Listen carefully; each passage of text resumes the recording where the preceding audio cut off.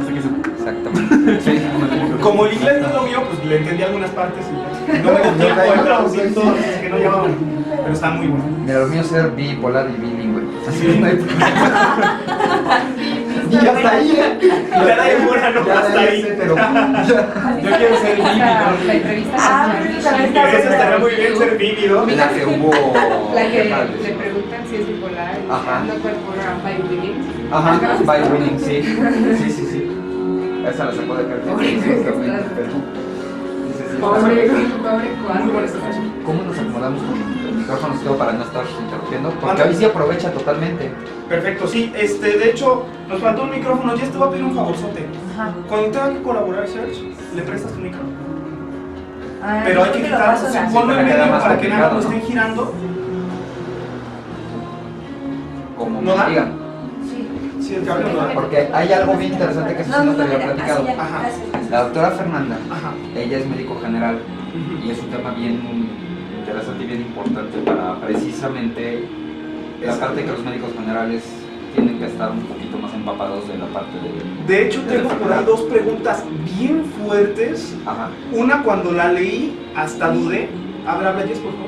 Sí. Ahí estás. Hasta dudé en cómo manejarla y le tuve que mandar un correo de regreso a la persona que me lo mandó. Prometo no discutir. Le dije, a ver cómo se va a manejar tu caso, porque ella pide mucho hermetismo. Ahorita la vamos a las 5 de la tarde, me pidió que entre 5 y 5 y cuarto la tocáramos, porque es a la hora que nos puede sintonizar. Pero, o sea, hay ahí hasta ondas religiosas inmiscuidas, está muy denso el asunto, muy denso esa... Es una chavita, Ajá. es una chavita que dice que tiene 16 años, no me acuerdo. Pero sí, y precisamente hace preguntas muy alusivas a la medicina general. Dice, yo estoy, lo más que puedo acercarme es a un médico general. Ajá. Más allá ya no, o sea, un psiquiatra ya no puedo, por Ajá. cuestión religiosa y muchas. Mira, ahí lo Entonces, tienes. qué bueno que me comentan eso, doctor. Y bueno, Ale es psiquiatra, Ujú. está residente ahorita, pero ya está en el tercer año, ya le falta nada más uno. Y Eric, tú sí estás en neuropsiquiatría, estás ya por la parte de la fusión, o sea, entre neurología, psiquiatría. Claro, sí. No, Neuropsiquiatría. tan jóvenes y ya con tanta especialidad, yo todavía no acabo la telesecundaria. Yo sigo en la Mira, vieja. yo sin saber leer y escribir, ¿a dónde estoy? Yo sigo en la nocturna. Bueno, si vemos quiénes van a dirigir nuestro país, ¿qué decimos? Comparado con Peña Nieto, yo soy García Márquez. Andrés Manuel López Hablador. No, ese señor se acabó su carrera en 14 años, pero la acabó. Bueno, todos esos temas sí los dejamos bien fuera ahorita. Sí, no. Sobre todo porque sí vienen cosas fuertes aparte con... Hoy sí no podemos criticar a... Ya sabes qué medio de Sí, comunicación. no, hoy sí no decimos nada con Porque- nada. Aparte ya fui regañado yo en la Ajá. nuestro programa de la semana pasada. ¿Por qué? Porque dijiste que México no estaba preparado. Pero ¿cómo fue? Algo así que dijimos de... Ah, para que una mujer nos Ajá, gobernara. algo así. Pero no te preocupes. Me reclamaron. Ay, Déjame poner en silencio estas cosas porque... O sea, no lo dije porque no quiero que nos gobierne una mujer, pero la Porque que eres priista. pretende no está preparada. ¿Tocaron O sea, el timbre? eso- Sí. sí. Eso Baja, no- ya, por ahorita. Ah, esa es la doctora María.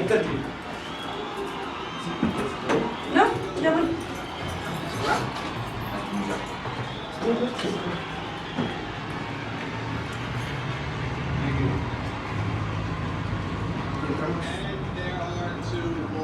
Regresamos después de haber escuchado Lithium, la versión de Evanescence, y nos pusimos bastante densos acá en cabina.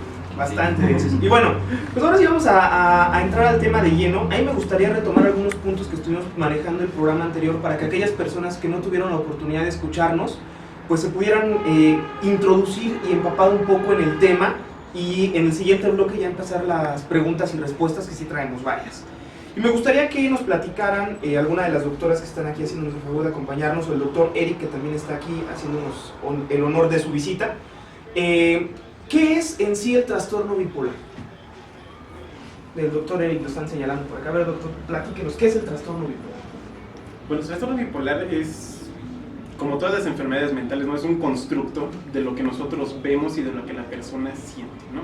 Que básicamente es la traducción, ¿no? de un desequilibrio entre sistemas de transmisión cerebrales y también hormonales, ¿no? Entonces, si lo queremos poner así como una definición muy concisa y por tanto con riesgo de ser como simplificada, es una enfermedad que tiene alteraciones en los neurotransmisores hormonales y cuyas principales manifestaciones son conductuales y de las vivencias del propio sujeto.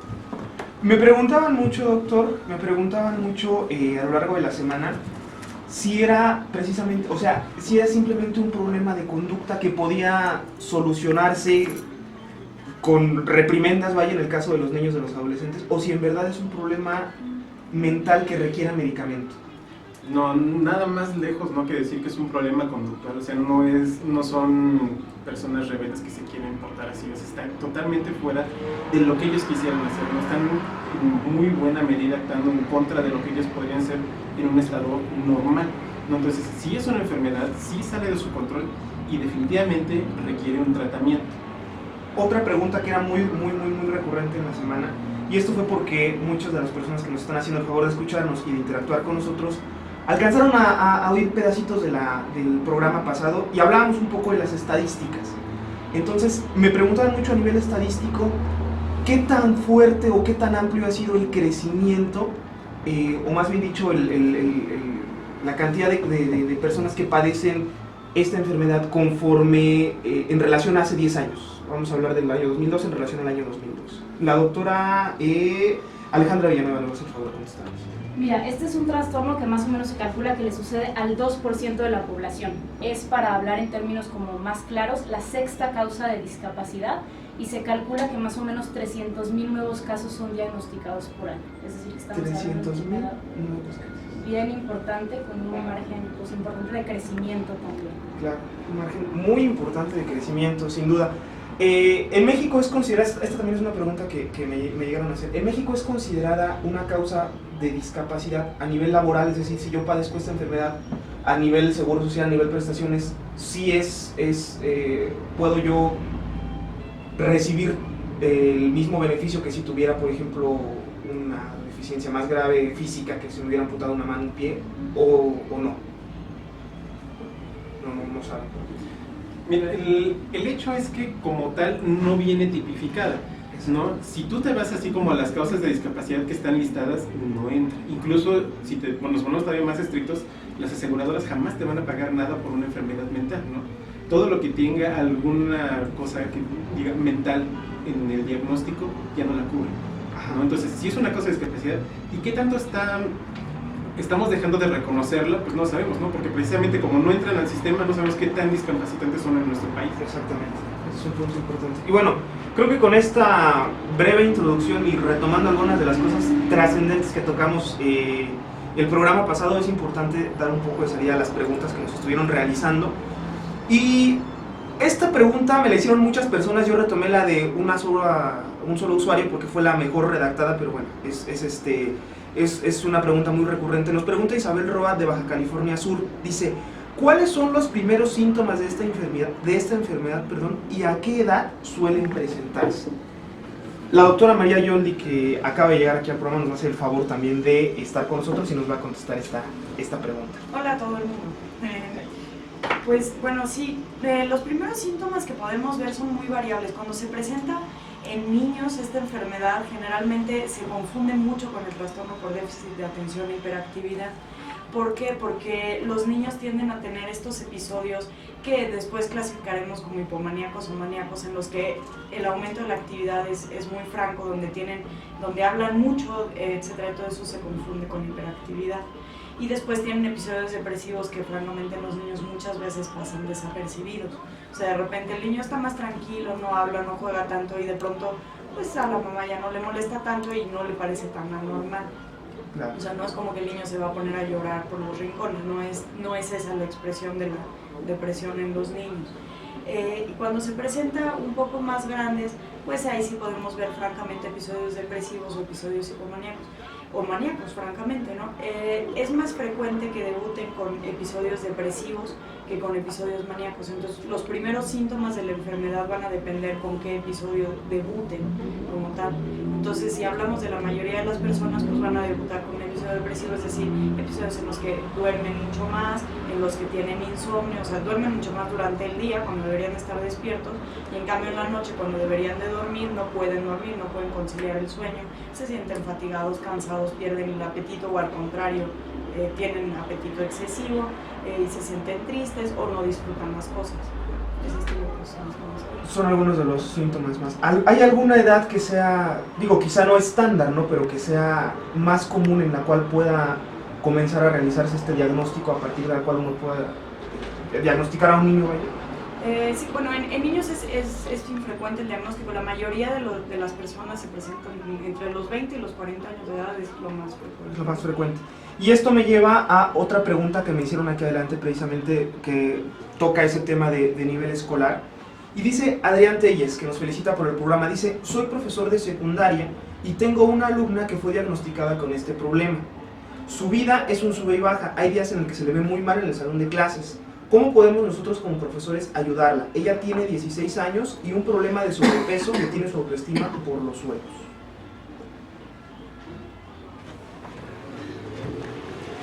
Ok, la primera, ¿no? Y la más elemental ayuda que se le puede brindar a alguien es un diagnóstico certero, ¿no? Entonces, ver si esta joven es o no es bipolar es el primer paso, ¿no? Porque muchas veces en el diagnóstico así que hacemos a ojo de buen cubero, empezamos a darle psicofármacos o tratamientos que son absolutamente innecesarios, incluso potencialmente a niños. Entonces, si esta persona que trabaja con ella quiere ayudarla, ¿no? que la canalice por la edad que me dice, seguramente le tocará ir al al hospital infantil, al Juan N. Navarro, que está en la zona de hospitales. Especialistas en enfermedades psiquiátricas de niños la pueden valorar ahí y ninguna valoración va a ser mejor que esa, y obviamente el tratamiento que reciba ahí será mejor. Entonces, en el hospital Juan N. Navarro, aquí en la Ciudad de México, es donde puede acudir o le pueden orientar mejor a esta chica. Sí, si no tiene seguridad social, sí, en el IMSS también, y creo que en el ISSSTE también tienen psiquiatras, entonces cualquiera de esas opciones sería muy buena. Y en un caso, vamos a suponer sobre este mismo caso, que la niña ya hubiera sido diagnosticada, incluso ya esté siendo medicada, pero aún así tenga ciertos altibajos en su estado de ánimo, ¿qué puede hacer por ejemplo, en este caso un profesor, para brindarle una ayuda y tratar de mantenerlo un poco más estable? O cómo no caer en el error de decir, oye, estás flojeando, y no, a lo mejor está en un estado depresivo, y no sumirla más en ese estado. Pues bien dicen, ¿no?, que el conocimiento nos hará libres. Entonces yo creo que ahí, si esta persona tiene esta preocupación, que se acercan, ¿no?, con algún médico, con algún psiquiatra, con cualquiera de nosotros. Ahí están los medios de comunicación que acaban de decir, que mande bien los detalles y todo, y con gusto le ayudamos, ¿no? Seguramente en la medida en la que él entienda qué cosas sí son parte de la enfermedad y cuáles no, le podrá ayudar, ¿no? Hay algunas cosas que a lo mejor como conductualmente le podrán servir, ¿no? Dormir mejor, tener menos cantidad de estrés, cosas así como que parecen como muy generales, eso pueden ser muy importantes. Exactamente. Sí, doctora Fernanda.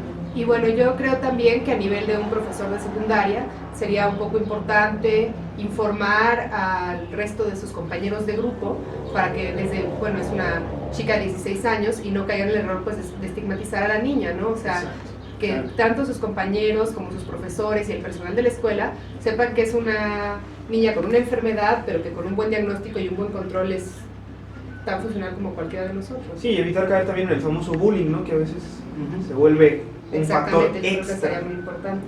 y una situación extra. Sí, Sergio. Para reiterar lo que están diciendo, esto es muy importante verlo también a nivel paciente, que por las experiencias que tenemos es no nada más el saber que es una enfermedad, sino lo que entiendo de la pregunta del profesor es de qué forma la puede apoyar. Exactamente. Uno de los mayores problemas que tenemos es que la gente no entiende que esto se trata de una enfermedad, que es una cuestión física, que es una cuestión no de conducta. Entonces, lo primero es aplicar incluso el proverbio chino que dice ámame cuando menos lo merezca, pues será cuando más lo necesite. Si lo traducimos a la parte de la gente que quiere acercarse a apoyar a un paciente, es el poderlo entender, el poder empezar a ver que sí tiene un grupo de apoyo y el profesor, por lo que veo, está haciendo lo correcto. Ojalá y mucha gente se acercara para hacer esto. También si se puede acercar a la página para que viera algunos de los consejos que hay como grupo de apoyo, como personas de apoyo, qué es lo que pueden hacer. Lo primero es informarse, como lo dijo el doctor Juárez, es lo primero y lo mejor que puede hacer, y muchas felicidades al profesor por estar preocupado por ocuparse de su alumna. Ojalá y muchos sigan su ejemplo. Exactamente, sería algo muy importante, profesor. Recuerde que están nuestros medios de contacto abiertos para que, bueno, pues cualquier duda que siga teniendo, pues nos la envía ahorita completamente en vivo. El correo electrónico no lo doy porque estaría además que nos mandaran algo ahorita el correo electrónico. Estamos en facebook.com/9fm.radio, en @9fm-radio en Twitter y en los correos electrónicos 9fm-medioradio@hotmail.com, 9fm-medioradio@live.com.mx. Vamos a una rolita. Esto es de los hombres G, me lo pidieron en la semana por ahí también en un correo. Se llama Huellas en la Bajamar, por eso la puse porque es de mis favoritas. Entonces, estamos en 9FM, no cuadrante. No límites. Sí, porque o sea, me mandaban la pregunta y me pedían la canción y dije, bueno, pues claro, si las puse, otras no. Está perfecto. No, Está bien. me pedían la cumbia de los pajaritos, dije, no, para esa no. Y ustedes ahora Yo tengo mi licencia de Paloma, manejo. como lo habías dicho. Yo sí. Ay, desde la casa. Tú estás en el chat de Face y en los Messengers, ¿verdad? Sí. Ándale, pues. Entonces yo déjame entrar al Twitter de la estación. Y si puedes, también está la información del mail de Vida Bipolar para si tienen más preguntas. Ah, sí, Aparte sí. de la página para que la tengan. El correo es vidabipolar No, info@vidabipolar.com. @vidabipolar. Ajá, .com.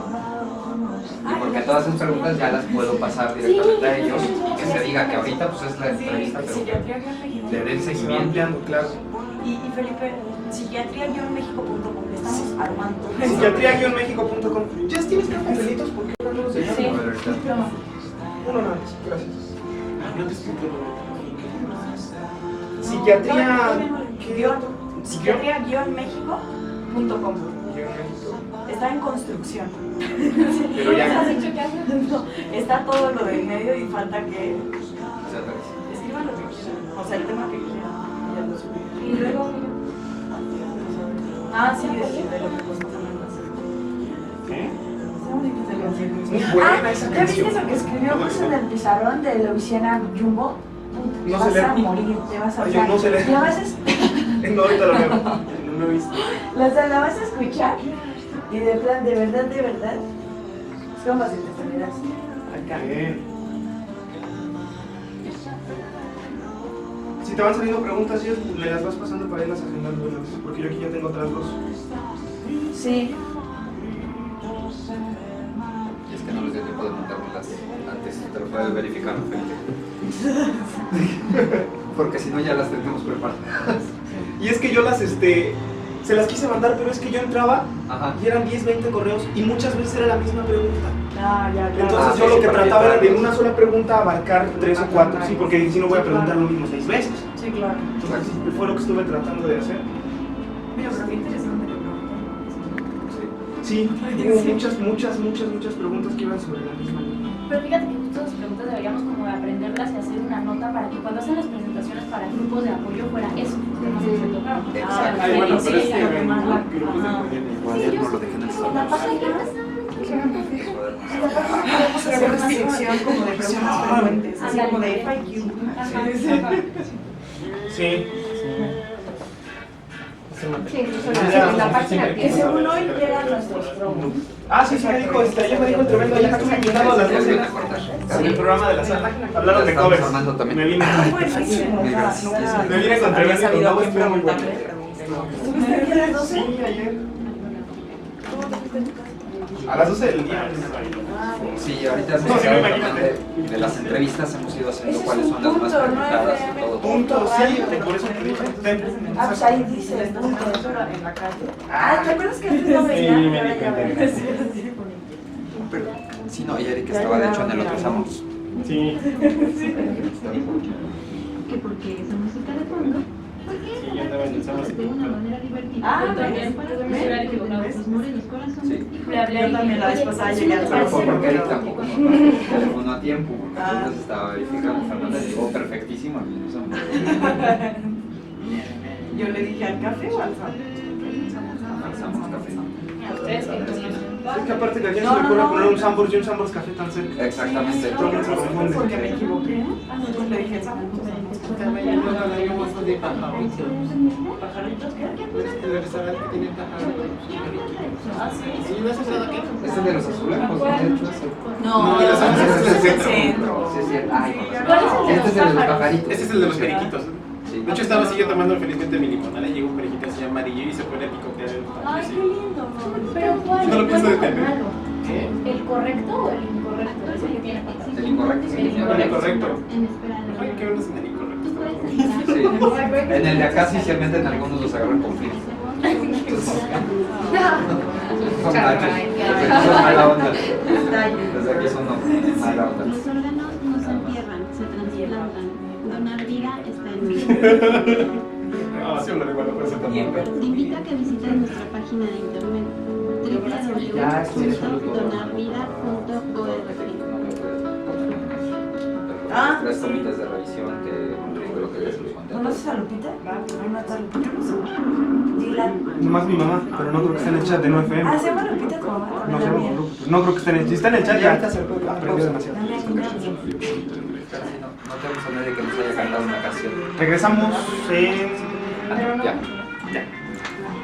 Estamos de regreso completamente en vivo aquí en Tokyo Blues. En este tercer bloque tenemos varias preguntas por aquí para seguir sacando cuestionamientos que nos están haciendo nuestros amables radioescuchas. Y bueno, antes de que se me olvide y antes de pasar a otra cosa, esta pregunta también es muy importante y la quería retomar. La tuve que haber retomado desde las 4:30 porque también por ahí hubo quien me pidió horarios precisos para retomar algunas preguntas por cuestiones de trabajo, supongo. Dice Belén Piña: tengo 26 años y mis cambios de humor son muy marcados y muy severos. Padezco varias fobias y suelo ser un poco obsesiva, con algunas cosas, como lavarme las manos cada hora, por ejemplo. ¿Debería acudir a un psiquiatra para ser diagnosticada o es normal? Bueno, primero que nada, hola, qué bueno que te acerques y preguntes acerca de tus dudas sobre tus comportamientos. Yo creo que, bueno, primero que nada puedes acudir con tu médico general o tu médico familiar. Él tiene que hacerte una serie de preguntas que abarquen muchas cosas, o sea, tu comportamiento, tus hábitos de sueño, tus hábitos alimenticios, incluso tu vida sexual, que es muy importante preguntar también, y de tus antecedentes familiares, por ejemplo.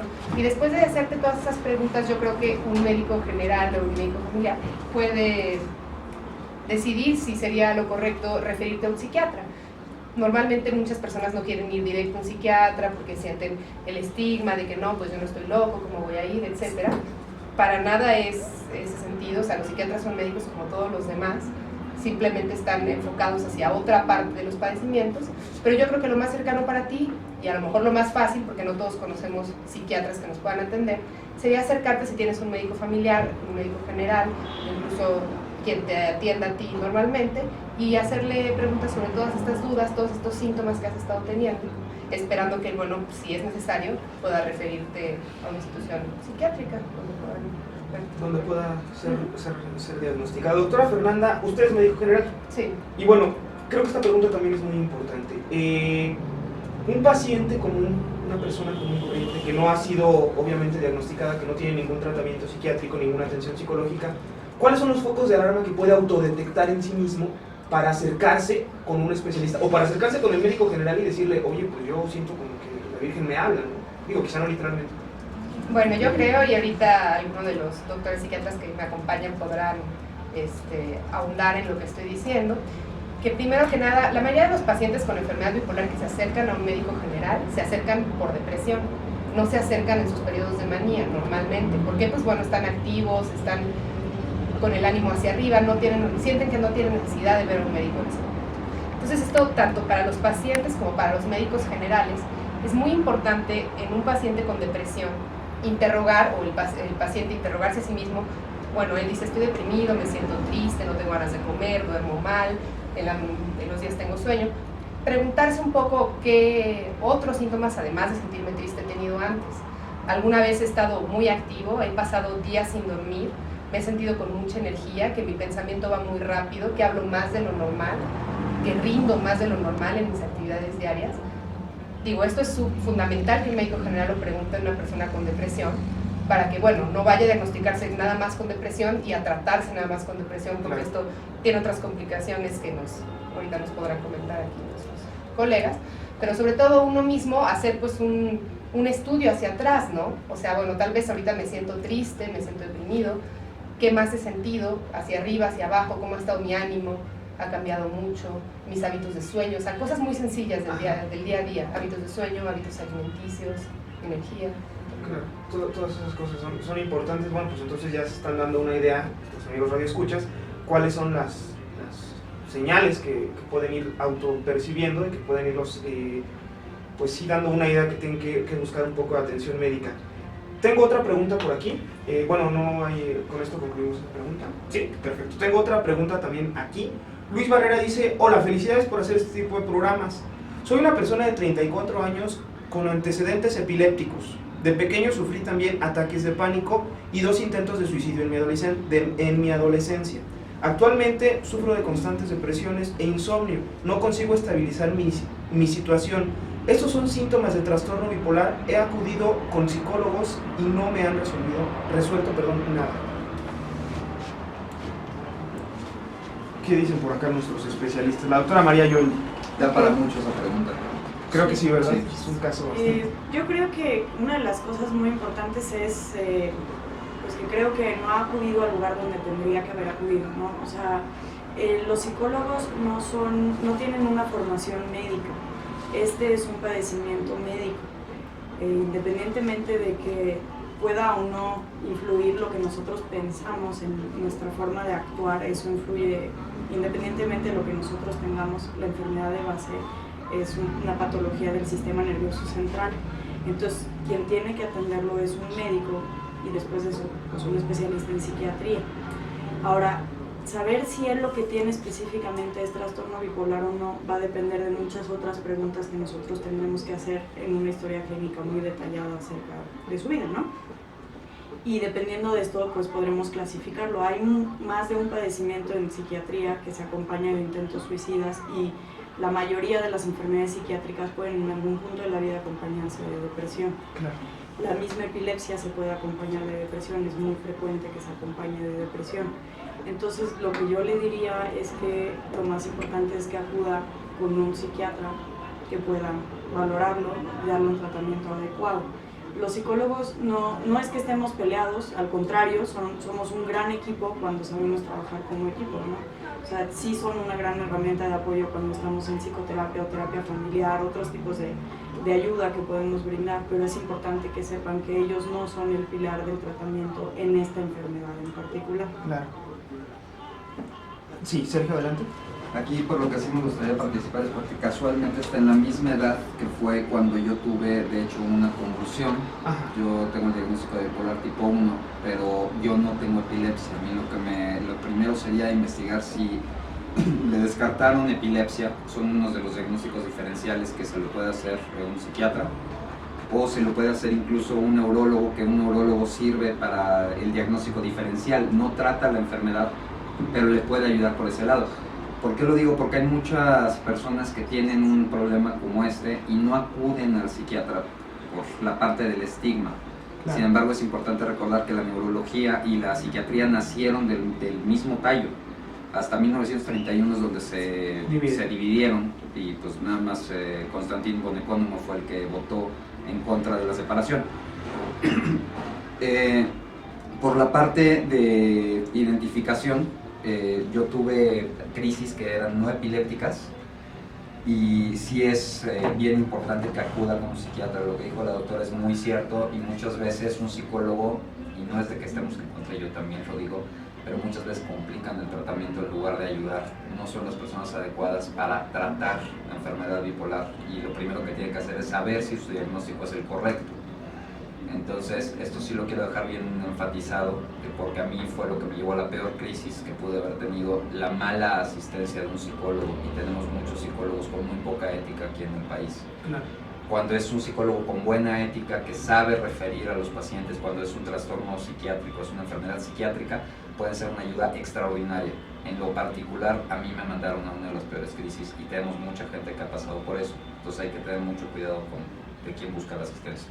Claro, eso es un punto bien importante. Y bueno, quiero aprovechar para poner a disposición de Luis y de todas las personas que nos están escuchando y que nos han mandado algunas de sus preguntas, el correo electrónico de Vida Bipolar, que es info@vidabipolar.com, y una página que está en construcción pero que ya está siendo perfectamente útil, que es psiquiatría-méxico Así es que también pueden acercarse a algunas de estas instituciones, a Vía Bipolar, a esta página de psiquiatría-mexico.com, donde bueno, seguramente van a encontrar también información y van a encontrar mucha ayuda sobre este tema. Nosotros nos tenemos que ir a un bloquecito musical y ya regresamos. Son exactamente 4 de la tarde con 46 minutos.